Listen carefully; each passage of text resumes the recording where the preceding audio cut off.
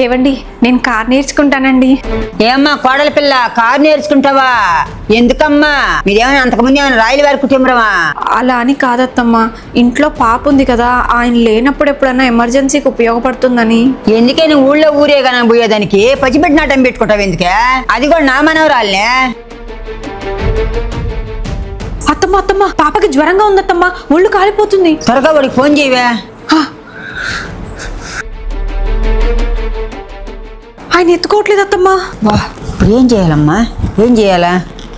రే కోడలి పిల్ల, నువ్వు కారు నేర్చుకున్నావు కదా, బండి తీయ పదమా. సరే అత్తమ్మా.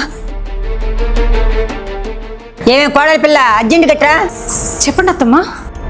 మరి అర్జెంట్గా దాన్ని తీసుకు కారు నేర్పించరా. అదేం సమస్య కదమ్మా, వెంటనే ఇప్పించేదానికి.